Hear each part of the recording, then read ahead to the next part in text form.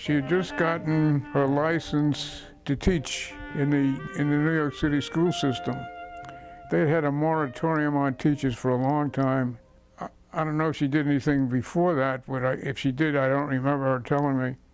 But she was qualified, licensed to teach up to the elementary grades, but she specialized in nursery and first grade. She thought that was the best for her. In later life, when my oldest daughter was graduating from George Washington University, Helen had been going to graduate school studying anthropology, and on one day I attended 2 graduations. First was Jan, who got her BA, and the second was Helen, who got her MA in anthropology. And Helen subsequently worked for the Association of American Medical Colleges as a special researcher. And when she wrote a thesis, which I have here bound, it's great, on how the indigent black community in the neighborhood of Children's Hospital, how they got their medical advice. And she was carrying around this little gal was carrying around a heavy tape recorder and visiting homes that were immediately adjacent to the hospital. And she was very comfortable doing this, and she was well received and well respected by the group of people that she saw. And she had an idea that it would be even better if she got a job, so she applied for a job at the local People's Drugstore, which was located on the corner of 14th and U Streets. And there was a lot of unrest at that time. I think Martin Luther King had been assassinated recently. This is about 1968. And I was totally opposed to her being in this area. It was, in my view, totally unsafe. But she was either in total denial or naive, or I don't know what. She was not naive. But she was determined to do this. The day before she was supposed to show up, the place was blown up. She was going to work there starting the following day. It was blown up on a Sunday, and she was going to start working on Monday. So that took care of that.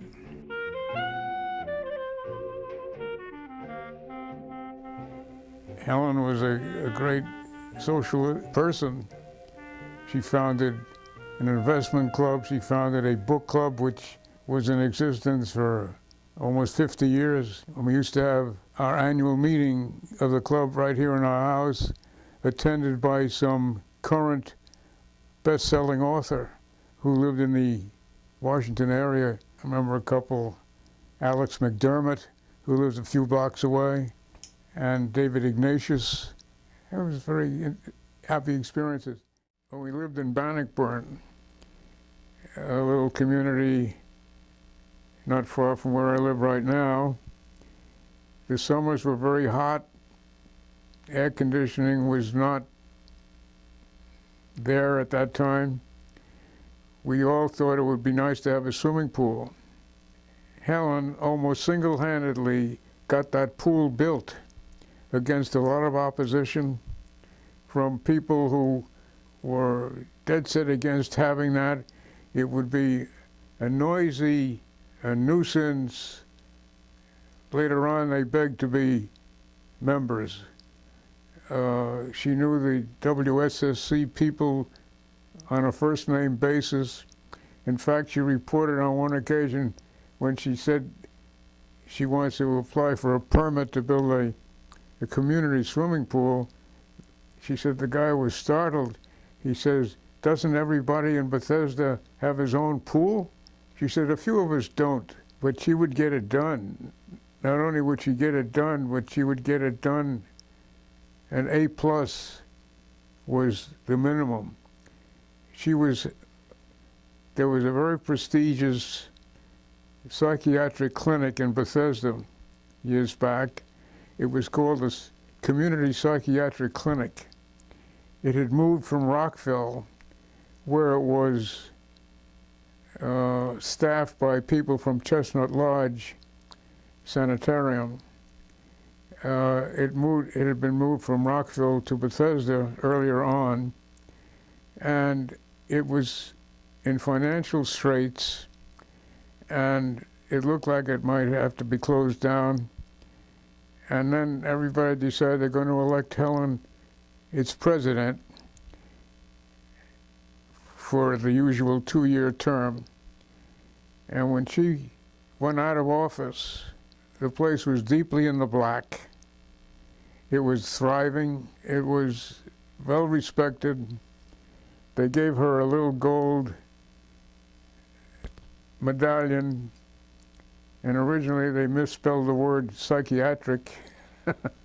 They had to issue her another one. The engraver had troubles, I suppose. But she was that kind of a person. I think my falling in love with her so quickly was something that you can't define or describe. I think poets have been writing about it, writers have been writing about it. I don't know if Freud had an answer for it, but it happened. I think a lot of it is intuition. I always felt that I was a pretty sensitive, intuitive kind of person anyway, but it sure was on target with my relationship with Helen, who was a brilliant, a powerhouse, had a great sense of humor. She used to laugh at my stuff. I was happy for that. And most important, she loved me. And to love and be loved back, that's what it's all about.